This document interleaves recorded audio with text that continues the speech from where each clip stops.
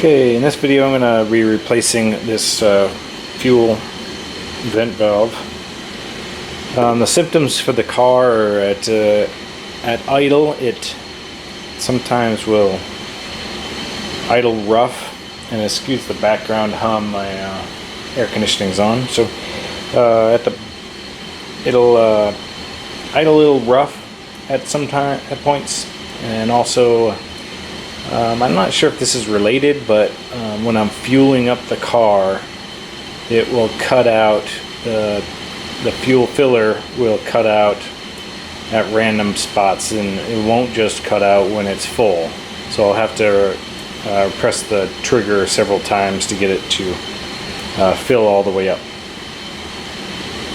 But I think the main cause is the idling rough, and also I have a code.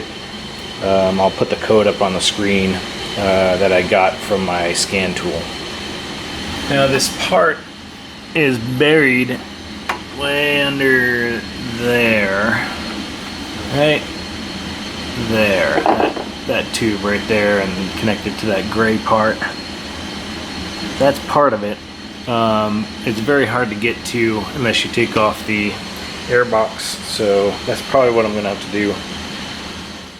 Alright, first step to taking off the air box is take off the cover, and that's there's two posts, one here and one here. You just lift up in the front, and then it slides out of these two connections right here. So pull it kind of forward from the back too, and then you can lift this piece off. On the air box, there's some clips, 1, 2, 3, and 4. Just unclip those, and then you lift out or pull this piece forward. It'll be connected back here on either side, so you pull it forward a little bit, and then you can move it out of the way. If you unclip right here, you just have to use a flathead and unscrew this bit. To get the bottom of the airbox off, there are 3 rubber grommets, one here, one right there, and then one back there. And those attach to the 3 mounting points, one here, one right there, and one right there. So you just lift those all straight up from there, and that rubber will detach. And then there's wiring looms that are and vacuum hoses that are attached to these 3 mounting points with rubber right here. 1, 2, 3, and you just lift those straight off of their mounting points. Now we can get a better shot of this valve. It's right here. It's attached to this post with this rubber grommet here. There's an electrical connection here on the front, and then on the bottom, right down here, there's a vacuum line. So you just need to take these off. This electrical connection is pretty easy. There is a little pin right down here on the bottom. You just pry that down, and then you can pull this electrical connection off. And then these vacuum lines are a little tricky because you have to squeeze this front and back together and then pull down, and I'll need 2 hands to do that. Okay, so here's that electrical connection, and here's that metal clip. You have to pry that down, and then you pull this straight out from its electrical connection here. And then here's that vent or hose that you pry these front and back together and then pull straight down. And then this piece will come off of its mounting post, but it'll still be connected in the back. So you see this hose here on the back of it goes around to the back of the throttle body, and so that's where you need to disconnect this. Now this is the hard part. Hopefully I don't need to take the throttle body off to get this done. Okay, well I couldn't get to it, so I had to take off the charge pipe, which is pretty easy. Just take off this clip from the front half that's connected onto the throttle body right there. And then on the back, my charge pipe's aftermarket, obviously. And then down here there was a 10mm band clamp.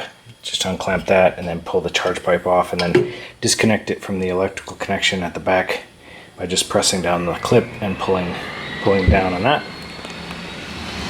Then I also have to take off the throttle body that's held on with 4 of these bolts. They go into plastic here, so be careful when you're reattaching them, but they're all the same size, and they come out of here. 1, 2, and then there's 1 on the bottom there, and then 4 on the bottom over there.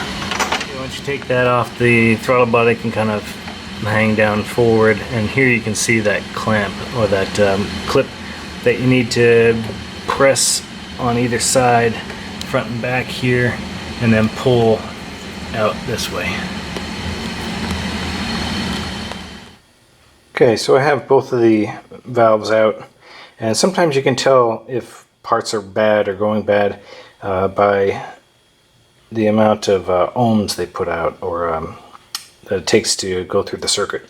So I got my multimeter on ohms here, and I connected it up to the two leads inside there. This is the new one, and it's showing 33 to 33.5 ohms.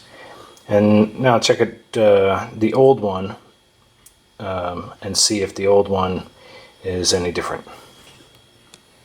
And so you can see on the old one it's showing 25.5. So a little bit of a difference there in the amount of resistance inside the circuit. So that might lead me to believe that this one is the bad one. I'm not really sure what the standard is, so it doesn't really help there, but at least it gives me a clue that I'm not just replacing a good part with a good part, or a bad part with a bad part. At least there's some difference there.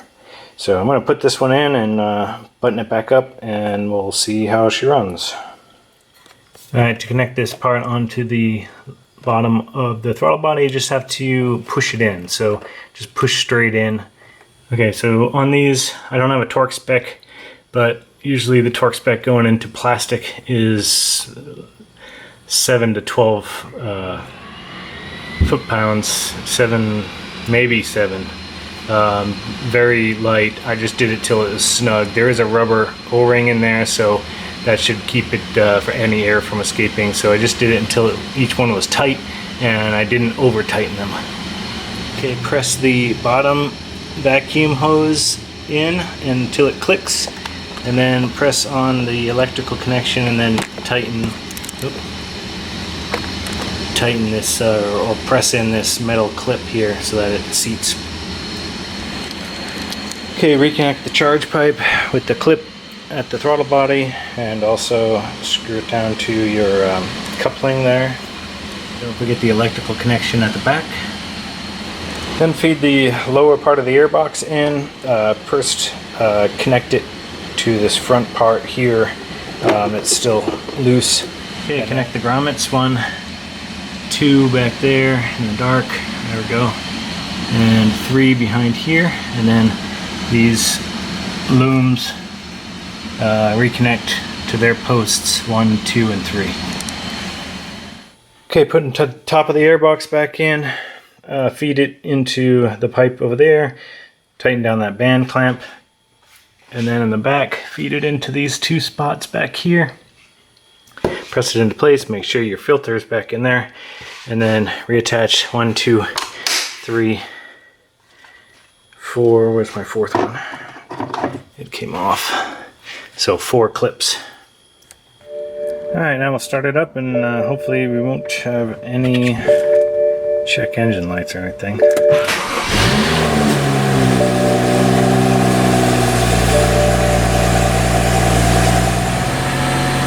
Alright, and it's kind of settled down to an idle. It's still lighting a little high because it just started, but at least the idle's not rough. So that's good.